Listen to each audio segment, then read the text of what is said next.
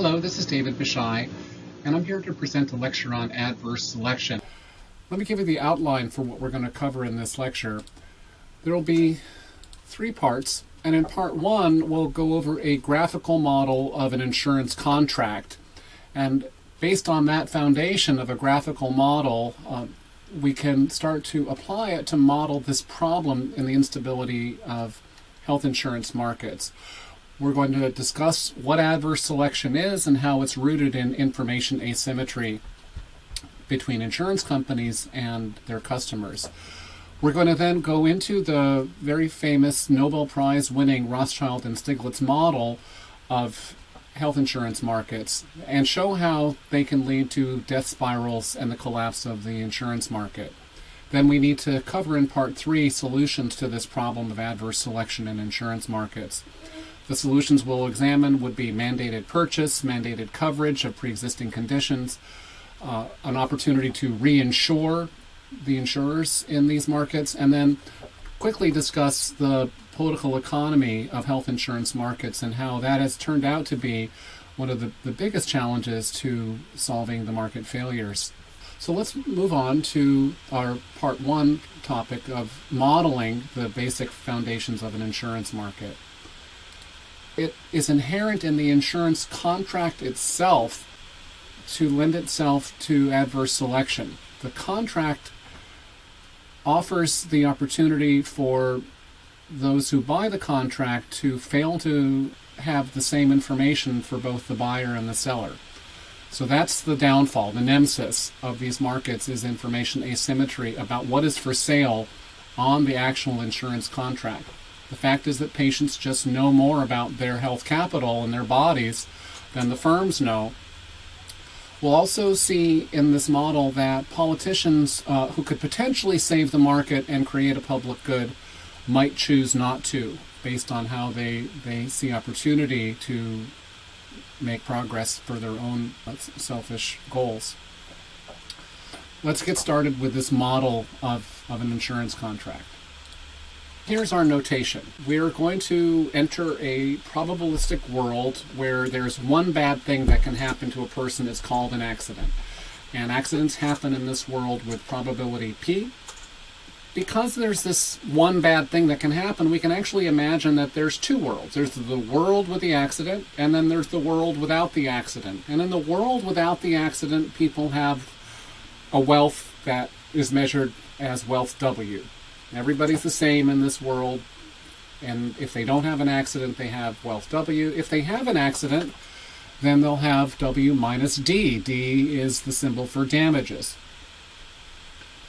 So that's the nature of the world. There's this probabilistic random thing that might happen, and if it happens, you'll lose damages D. So because people are risk averse, let's imagine that there's this possibility to have an insurance market set up in this world. In this market, firms would come in and they would charge their customers a premium. You know what a premium is? It's a direct payment prior to the bad thing happening, and we're going to measure that premium and symbolize it with alpha 2. Premium is this dollar payment called alpha 2.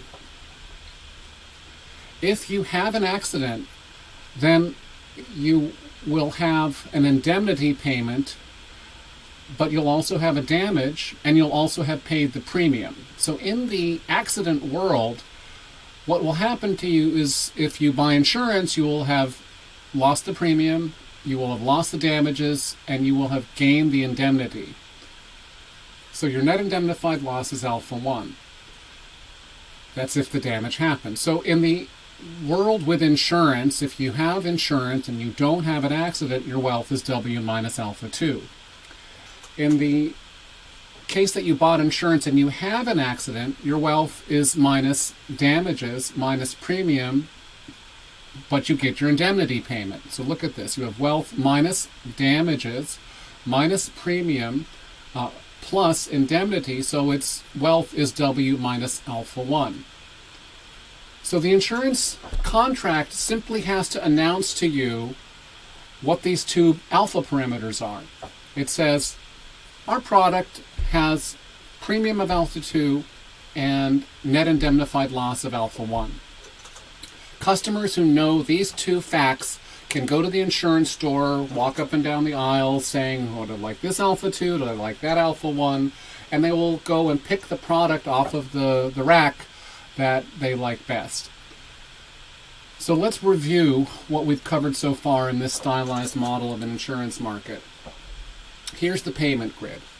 There is a world with an accident with a probability P, and a world without an accident, which occurs with probability 1 minus P. If you don't buy insurance, if you have an accident, your wealth is W minus D. And if you don't have an accident, your wealth is W.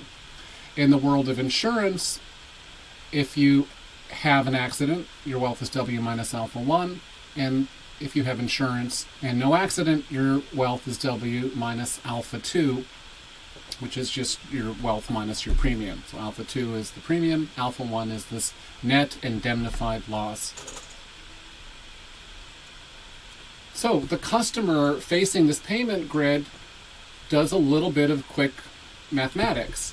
The customer simply calculates the expected utility in the buy or no buy situation. The question for the customer, they can't control whether they have an accident because it's not determined by them. Nature determines whether you have an accident.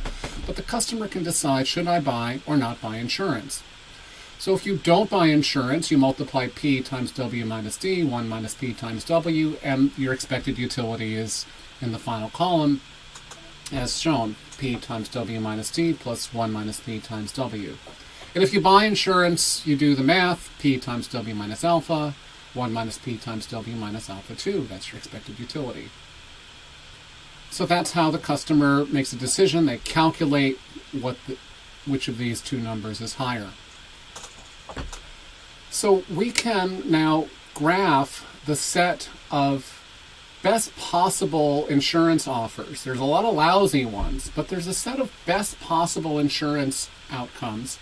And when I show you this graph of best insurance contracts, we have on the vertical axis the agent's wealth in the accident world from 0 to however much it could possibly be. And the accident happens with probability P. And in the horizontal axis, we have your wealth in the no accident world.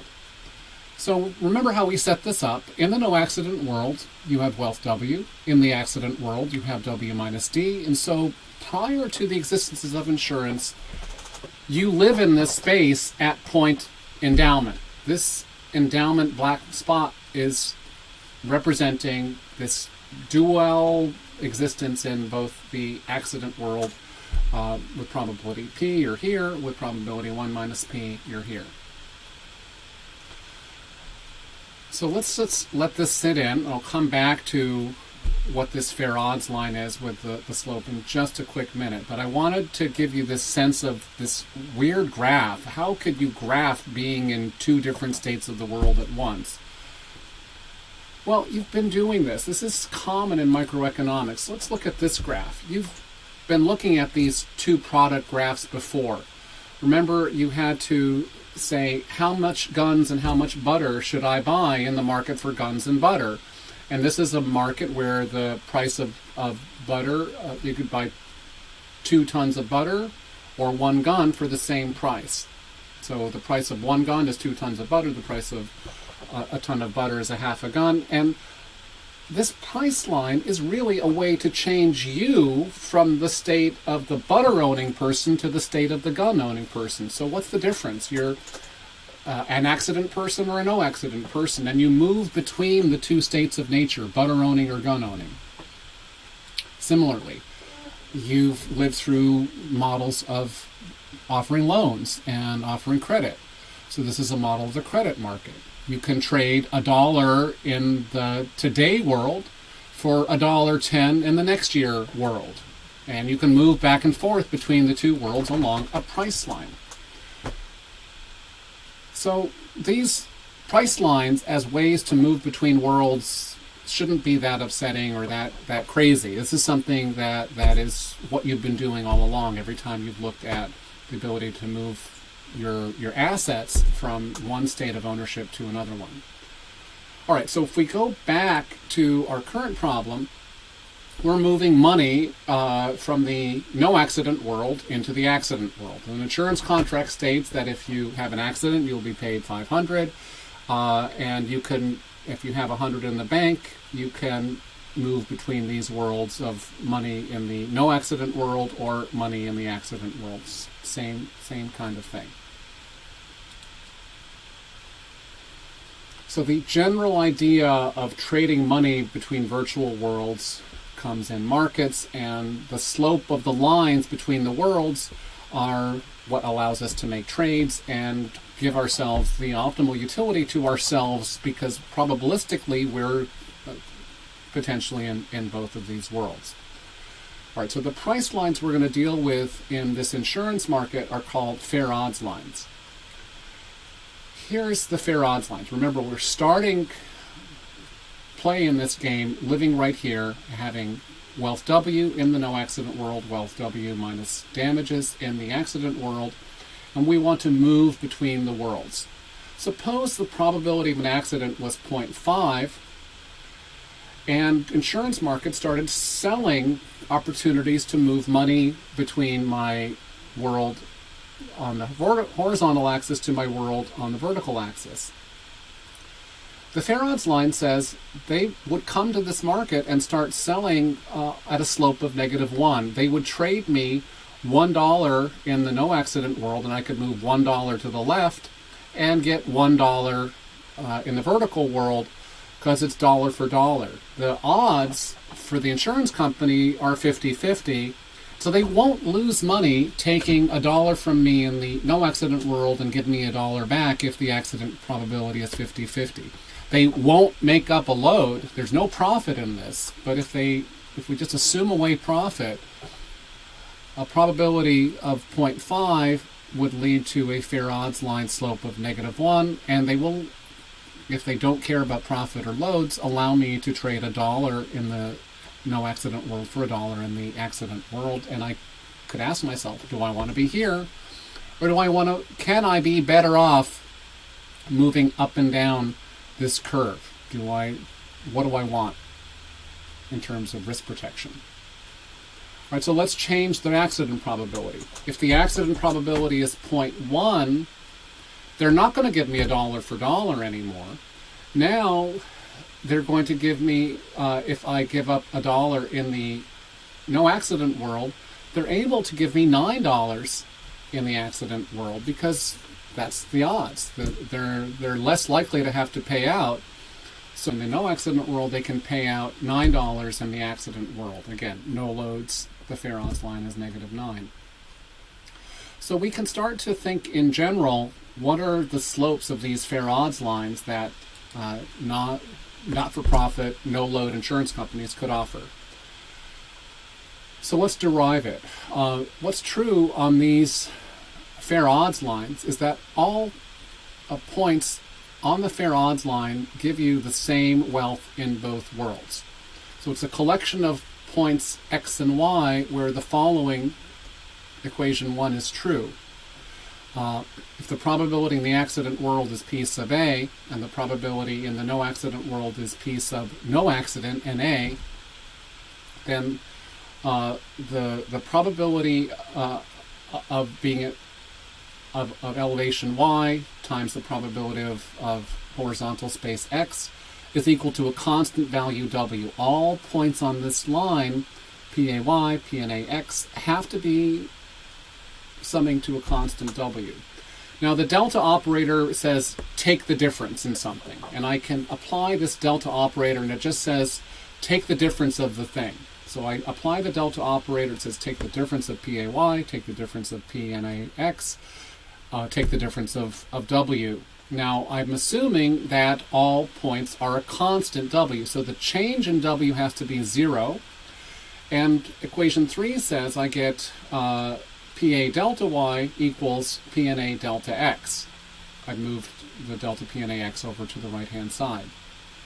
Equation 4 says, quickly just rearranging, that delta Y over delta X is going to be equal to PNA divided by PA. Now, if the probability in the no accident world is actually 1 minus PA, I get finally equation 5, which says that the slope of the fair odds line is negative 1 minus the probability of an accident divided by the probability of an accident. That's always going to be the slope of the fair odds line. All right, so now that we've got this thing, we've got a fair odds line, and we can start to think about this market for insurance. The insurance company finds the customers at these endowment points. It says, aha, everybody knows the probability of an accident is 0.1. I am going to come to this market and offer contracts along the fair odds lines, and I will offer you this one. Alpha 2, Alpha 1 is one specific contract on the line. Other insurance companies might offer a different Alpha 2 and a different Alpha 1. That would be a different dot. Let's suppose there's a dot here. Here's this other product, W minus Alpha 2, W minus Alpha 1. What's going on the fair odds line is this is the best offers. On the fair odds line, this is the best offer. If a company offering a product inside here isn't giving you as much wealth in the accident world, and so inside this triangle, it's just not competitive as a firm offering you a product on the fair odds line. This is the best possible odds, and we assume the competitive companies would try to operate as close to this line as possible. And so since we've assumed away loads and profits for the insurance companies for now, we'll just keep everybody on the fair odds line. There's another part of this graph that I needed to highlight for you.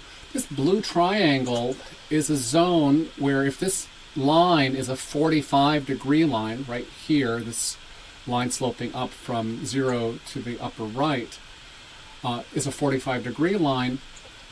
If you think about it, this is a place where you get more money in the accident world, where the height of W minus of the accident value is higher than the horizontal extent of the no accident world.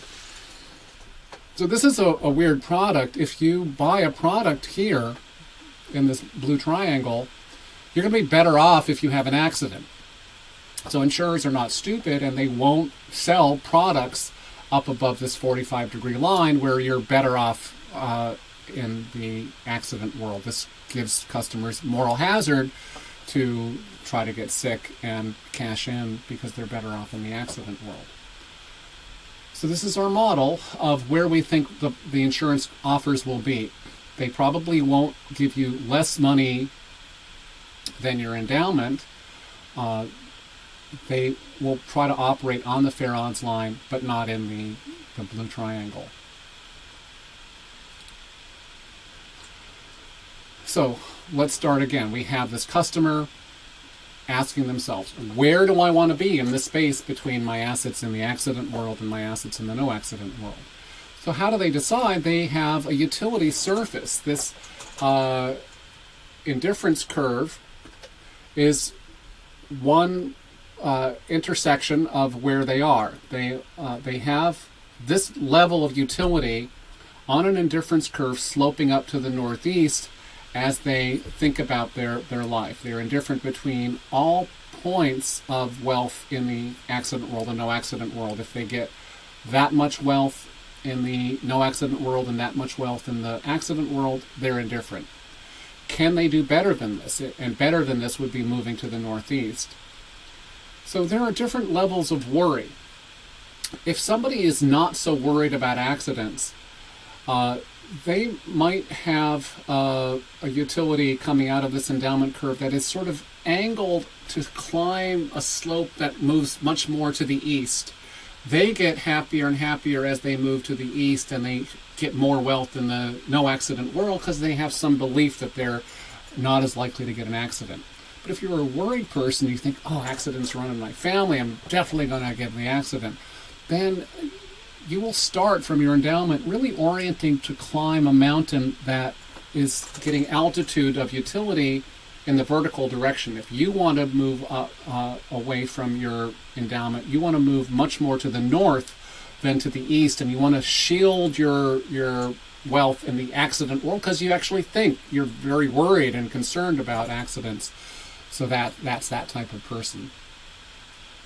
So different types of risk attitude, different types of concern about what will happen lead to different ways to move towards the east or more towards the north. And people who have different risk profiles would want to move in different directions. So here's this standard uninsured person, indifferent about their endowment and where they are, and now they're looking at this fair odds line. Look at the fair odds line. It is to the northeast of the red indifference curve of the uninsured person. So they can definitely do better than where they start in their endowment. They can move to the blue curve and be insured. So our model of insurance says that if an insurance company comes in and offers contracts on the fair odds line, individuals will come and try to buy them.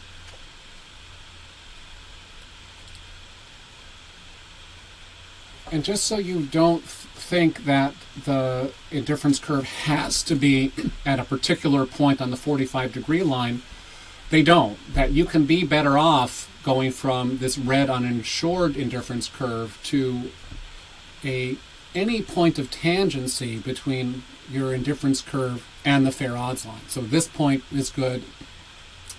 Depending on your indifference curve schedule, any point of tangency on the fair odds line is better than where you'll be. And our prediction is once insurance contracts show up on the fair odds line, people will move from their baseline indifference curve up until a point of tangency on the fair odds line. So this is just the start of our model of insurance markets. And in part 2, we'll come back and start to model adverse selection.